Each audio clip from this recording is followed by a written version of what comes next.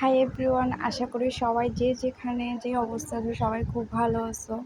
তো আজকে তোমাদের সাথে আমাদের বাসায় কী রান্না হচ্ছে তোমাদের এটা আজকে শেয়ার করব। তো আজকে কাঁঠাল বিচি আলুর সাথে লইট্টা শুটকি রান্না হবে।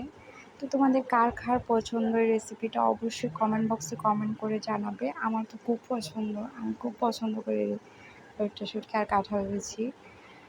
তো আমার গরম গরম ভাতের সাথে যদি একটু লইট্টা শুটকি তরকারি হয় আমার আর কিছুই লাগে না। তো তোমাদের কীরকম অবস্থা আমাকে অবশ্যই জানাবে কমেন্ট বক্সে। তো এখানে প্রথমে তেল দিয়ে দেওয়া হলো, তেল দেওয়ার পর এখানে রসুন কুচি দিয়ে দেওয়া হলো। রসুন কুচিটা অবশ্যই একটু লাল করে ভেজে নিতে হবে। তো আজকে বুঝতে পারতেছে এটা শাশুড়ির হাতের রান্না, তো অবশ্যই খেতে মজার হবে। আমার শাশুড়ি বানাচ্ছে আজকে লইট্টা শুটকি, তা ওনার হাতে লইট্টা শুটকি রান্নাটা অনেক স্বাদ হয় বলে বোঝানো যাবে না। তো এখানে রসুন কুচিটা লাল লাল হয়ে আসছে, লাল লাল হয়ে আসার পরে এখানে পেঁয়াজ কুচি দিয়ে দেওয়া হলো।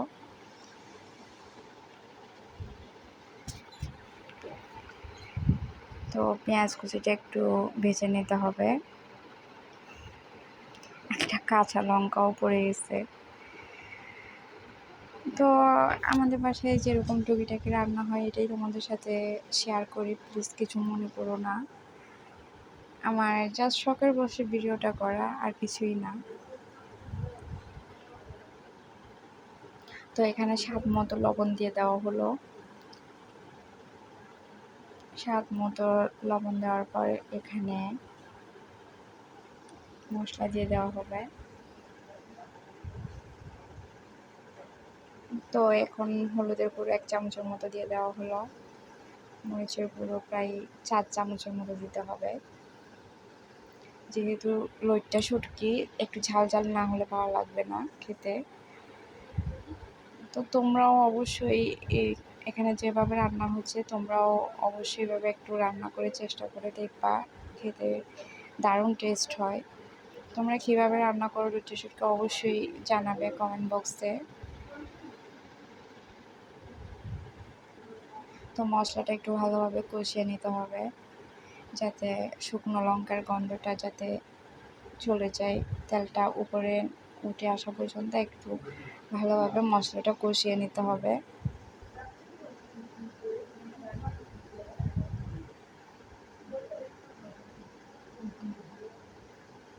আমার শাশুড়ির হাতের রান্না অনেক অনেক মজার হয়।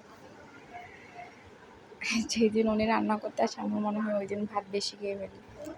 তো এই অবস্থা আর কি।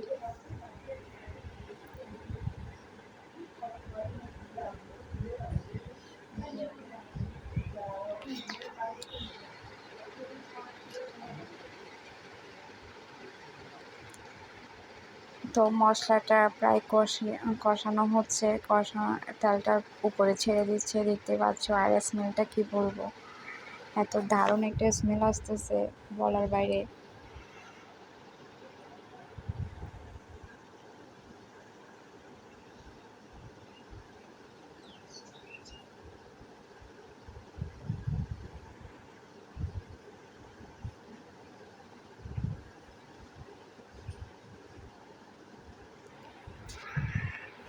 তো বন্ধুরা এখন এখানে কাঁঠাল বিচি আলুটা শুটকি ধুয়ে রাখা হয়েছিল ওইগুলো দিয়ে দিল।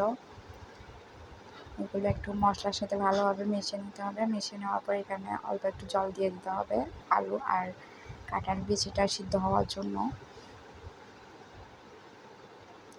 জালটা অবশ্যই বড় করে রাখতে হবে।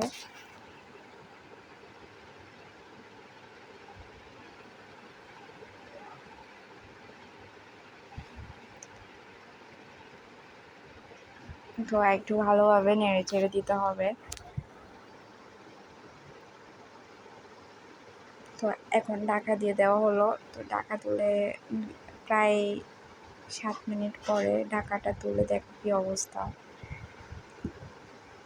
বুদবুদ করতেছে। তো একটু নেড়ে চেড়ে তোমাদের দেখিয়ে দিচ্ছি। এত সুন্দর একটা গন্ধ বেরোচ্ছে, আমার মন চাচ্ছে আমি এখন গরম গরম ভাত দিয়ে আমি তরকারিটা দিয়ে একটু খেয়ে ফেলি। তো দেখো রান্নাটা কমপ্লিট। তো এখন তোমাদেরকে সার্ভ করে দেখিয়ে দিচ্ছি। আজকে মনে হয় আমি ভাত বেশি খাবো। তো তোমরাও এভাবে বাসায় রান্নাটা ট্রাই করে দেখবা। আর অবশ্যই ভিডিওটা ভালো লাগলে লাইক কমেন্ট করবা, শেয়ার করবা।